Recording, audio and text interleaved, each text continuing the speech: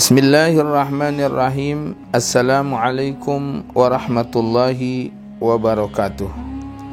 Bismillahi masyaallah, la yasuqul khaira illallah. Bismillahi masyaallah, la yasrifu su'a illallah. Bismillahi masyaallah, ma kana min ni'matin faminallah. Bismillahi masyaallah, la hawla wa la quwwata illa billah. Alhamdulillah alladzi ja'alana min ummati Sayyidina Muhammad sallallahu alaihi wasallam. Alhamdulillah alladzi waffaqana biiktida'i sunnati Sayyidina Muhammad sallallahu alaihi wasallam. Asyhadu an la ilaha illallah wa asyhadu anna Muhammadar Rasulullah. Allahumma salli wa sallim wa barik ala Sayyidina Muhammad Al-Fatih lima ughliq wal khatimi lima sabaq nasiril haqqi bil haqq wal hadi ila siratikal mustaqim wa ala alihi wa sahbihi haqqa qadrihi wa miqdarihil azim. Allahumma ya azim ya azim ya azim ighfiriz dzambal azim fa innahu la yaghfirudz dzambal azim illa al azim.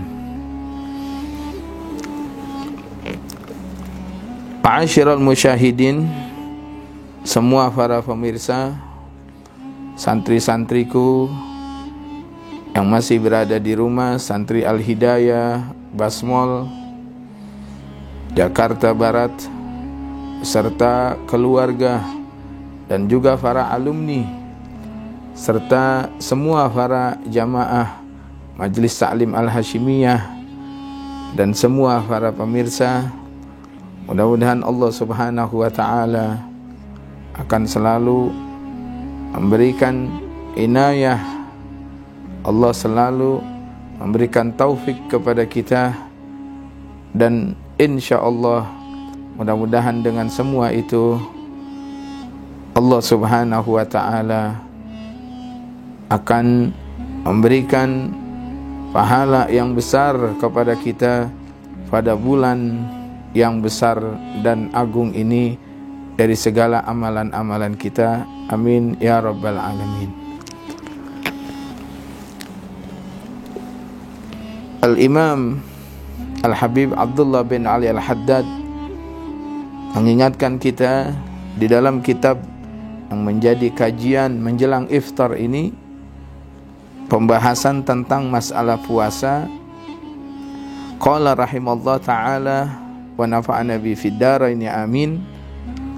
Wa minas sunnati ta'jilul fitr, dan daripada yang disunnahkan yaitu bergegas ketika dia berbuka puasa.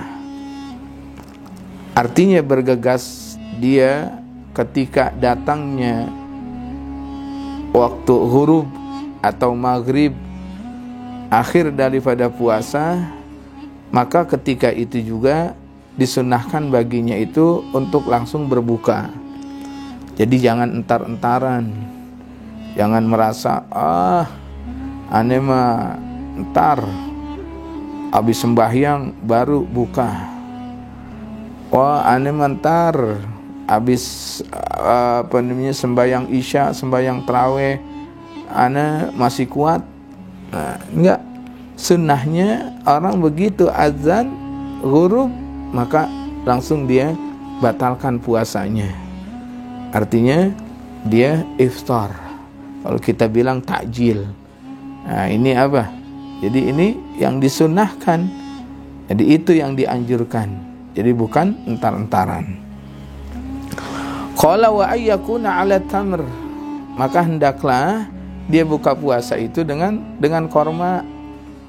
Kalau ada korma rutab, korma yang masih mengkel, nah itu ya, artinya korma yang seger, nah, karena untuk menyegarkan. Jadi kalau dia bisa mendapatkan korma ataupun korma apa aja, kalau masalah nggak ada yang rutab, yang mengkel, pakai korma yang kering, itu sunnah juga. Naam. Ya, jadi jangan sampai kesunahan ini kita tinggalkan. Ya, korma alhamdulillah sekarang kita di pasar-pasar ini udah banyak. Ya, mungkin kalau dulu mungkin sulit, tapi sekarang alhamdulillah sekalipun bukan bulan Ramadan kita bisa mendapatkan kurma. Ya, jadi jangan sampai kesunahan di bulan puasa ini kita tinggalkan. Memang kelihatannya sepele, tapi ini sangat dianjurkan. Qala fa illam yajidhu fa 'alal ma.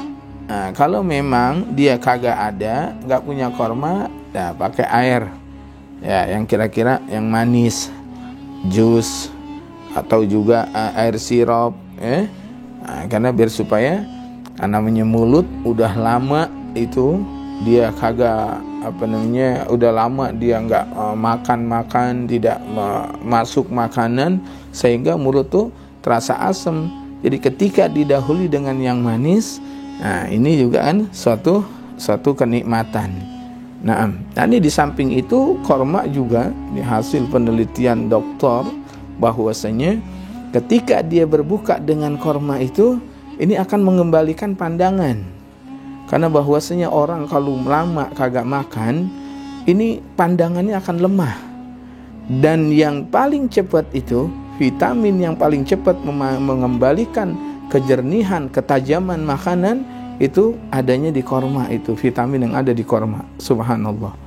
Nah, dalam kitab kalau nggak salah Hasyiah Al-Bajuri itu dijelaskan kenapa hikmah Nabi SAW itu menganjurkan ketika berbuka dengan korma. Nah, di antaranya itulah, dan itu juga hasil survei para dakatirah, para dokter. Nah, jadi bisa mengembalikan kelemahan mata yang ketika lama dia lemah karena nggak ada vitaminnya. Maka dengan korma itu akan mempercepat. Sunnahnya berapa? Sunnahnya al-witir 3. Nah, jadi sunnah ya 5 sunnah. Oh Ustadz, saya mah makannya 1 doang kan witir, ya nggak apa-apa. So, bagus berapa? Ya paling bagus sih 7. Nah ya nggak apa-apa. Wah Ustadz, saya ini kalau 7 enggak, ya 7 emang ganjil. Saya ganjil berapa? 111. Masya Allah, kan ganjil. Iya 111 butir. Nah itu sama sahur 3 hari juga kenyang itu. Nah ala kulli hal, nah, yang sesuatu yang sunnah jangan kita sepelekan. Emang ini kelihatannya ringan, tapi kalau kita tinggalkan itu sangat rugi besar. Qala wa kana alaihi salatu wassalam yuftiru qabla ay yusalli al-maghrib. Dan adalah Nabi SAW dia berbuka puasa itu sebelum sembahyang maghrib. Tuh artinya apa? Begitu azan dia buka dulu, habis itu sembahyang maghrib. Jadi sembahyang maghribnya setelah berbuka puasa. Nah, tapi jadi kita lihat, jangan kalau begitu ya udah jam berapa? Setengah jam habis azan. Kenapa? Kan Nabi katanya makan dulu bagus sembahyang maghrib. Makannya Nabi nggak kayak ente Nabi mah dengan korma 7 butir korma, kemudian zam-zam atau air, udah sembahyang. Kalau ente sampai makan dulu, Masya Allah, tahu sendiri makanan aja 4 sehat, 5 sempurna. Lihat, yang ini semuanya dijelajahin. Kalau ente sembahyang buka dulu baru sembahyang, entar 1 jam habis maghrib baru sembahyang. Kenapa? Makanannya semuanya. Nah ini jadi kalau mau makan ya sekedarnya, nanti habis sembahyang baru lanjutin lagi dah kalau begitu. Tapi ingat yang kemarin kita bahas, jangan sampai terlalu kenyang, biasa aja, sehingga sembahyang tarawih tuh semangat. Nah, jadi ala kulli hal, di sini di dalam kesunahan ini takjilul fitr itu yakni dia bersegera ketika sudah azan. Qala wa yaqulu la tazalu ummati bi khairin ma ajjalul fitra wa akharus suhur. Di dalam hadis Nabi SAW bersabda, senantiasa umat aku itu akan mendapatkan kebaikan. Dalam kebaikan tuh, umat Nabi akan selalu dalam kebaikan selagi dia bergegas ketika buka puasa, dan untuk sahurnya ditakhir. Subhanallah. Kalau kita lihat di dalam hadis ini kan begitu Islam itu, Nabi begitu rahmah, kasih sayangnya kepada umatnya, sehingga kagak mau sebenarnya umatnya itu lapar. Bagaimana? Karena ketika dia buka puasa aja disuruh cepet, karena dia tadi dari subuh sampai begitu dia lapar, begitu waktunya cepet-cepet deh. Kemudian ketika sahur disuruh lambat. Kenapa? Karena biar supaya nanti antara jarak dia sahur dengan awal puasa subuh itu kagak itu kagak lama. Tuh, jadi kalau orang sahur di akhir-akhir azan, jadi setengah jam mau azan subuh dia sahur, itu kan masih dalam arti kesananya begitu dia selesai nggak lama azan dia mulai di situ puasa. Tapi kalau orang disuruh sunnahnya misalnya nih terbalik nih, paling bagus bagaimana? Pada ketika buka puasa ditakhir. Oh Allah, jam 9 di sunnah buka puasa. Begitu sahurnya sunnahnya di awal jam 1. Kira-kira besoknya nggak ada yang ke masjid tuh, semuanya tuh loyo semuanya tuh. Tapi gitulah, Nabi itu pembawa rahmah bagi umatnya, sehingga nggak mau umatnya sengsara. Sehingga ketika dapat pahala yang banyak itu begitu azan buka, dan ketika mau sahur dibelakangin. Subhanallah. Ini suatu hikmah yang dimana begitu cintanya Nabi Muhammad SAW kepada umatnya, sampai jangan sampai umatnya itu sengsara di dalam berpuasa. Subhanallah. Itulah kalau kita ikut di dalam kehidupan kita apa yang udah diajarkan oleh Nabi SAW, maka tidak akan pernah ada yang keliru, tidak akan ada yang salah, tidak akan pernah ada yang nyeleweng. Karena beliau adalah qudwah. Laqad kana lakum fi Rasulillah uswatun hasanah. Subhanallah. Jadi kalau kita ikutin metode Rasul sallallahu alaihi wasallam, niscaya dunia akhirat tidak akan sengsara, tidak akan terganggu, tidak akan tergoda.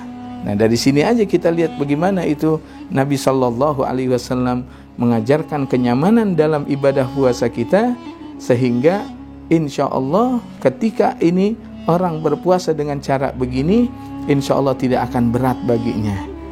Fa insya Allah, mudah-mudahan ma'asyiral muslimin, mudah-mudahan Allah subhanahu wa ta'ala akan selalu memberikan ilmu kepada kita, yaitu ilmu yang diajarkan oleh Nabi sallallahu alaihi wasallam, sehingga di dalam langkah-langkah kita, di dalam nafas-nafas kita, itu semua adalah apa yang diajarkan oleh Nabi Muhammad sallallahu alaihi wasallam. Fa insyaallah dengan begitu kita akan selalu cinta dengan Nabi Muhammad, selalu mencontoh dengan Nabi Muhammad sallallahu alaihi wasallam. Wa sallallahu ala sayyidina Muhammad walhamdulillahi rabbil alamin. Allahumma ya azim ya azim ya azim ighfir dzambal azim fa innahu la yaghfiru dzambal azim illa al azim. Wa sallallahu ala sayyidina Muhammad walhamdulillahi rabbil alamin. Wassalamu alaikum warahmatullahi wabarakatuh.